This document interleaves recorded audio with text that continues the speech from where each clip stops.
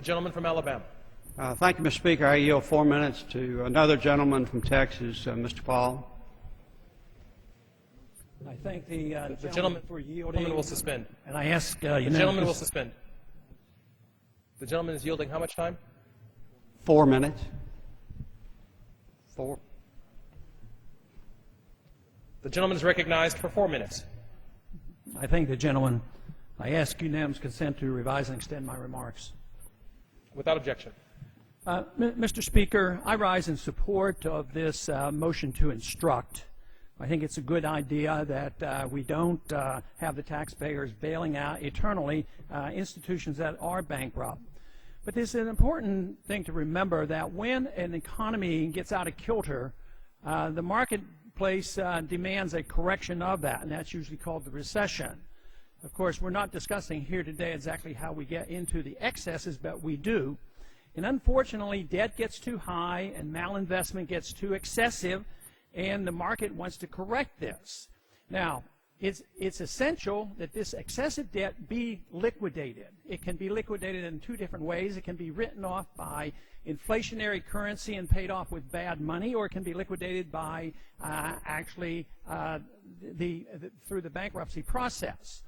So I'm in strong support of this, but I also want to make a point here and a suggestion to the conferees that they pay attention to the provision in the House version of our bill dealing with the Federal Reserve.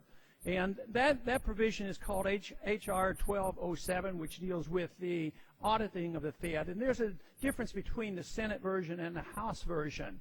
So although we're not talking about that specifically, to me it's important not only for the issue of oversight and transparency, but there's also an opportunity for the Federal Reserve to provide bailout provisions for certain organizations as well. We're talking about taxpayers' fund, the appropriated funds, TARP funds, and others. But when we come to extending loans, in a way this very much is a bailout. So I would like to suggest that that we look at that and stand by the House provision. We do have 319 co-sponsors of this provision. And I can guarantee, because the Senate is active, we will have tough auditing provisions of the Federal Reserve in the final bill. I do have to note to my friend from Texas that when the Republicans offered a motion to recommit to the bill, they would have wiped out a number of things, including his audit provision. So despite the fact that my friend from Texas temporarily abandoned his audit provision to the perils of a recommittal motion, I will join with him in reviving it. And he should also, as he knows, we have in our bill a severe limitation on this power under Section 13.3 for making these loans. What they did with AIG will no longer be possible. There will be no more loans to individual institutions. But he's been the leader on the audit situation, and I intend to continue to work with him to make sure it's well done. I thank the chairman, and I would like to just reemphasize that it is the responsibility of the Congress to commit to oversight of the Federal Reserve, something that we have been derelict in doing. And I think the mood of this House and the mood of the Senate and the mood of the country is more transparency and more oversight. The provision that is in the Senate version is not adequate for an audit of the Fed.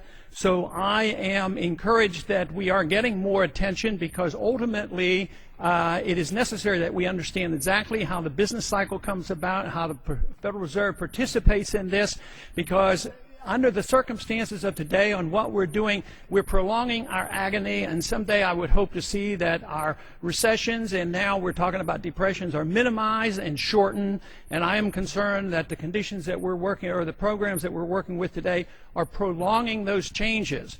So the most important thing that we can do is make sure that we exert our responsibilities, have oversight of the Federal Reserve, commit to these audits of the Federal Reserve, and to not to endorse the idea that the Federal Reserve is totally secret, can do what they want, can bail out other companies and banks and foreign governments and foreign central banks without fully knowing exactly what they're doing.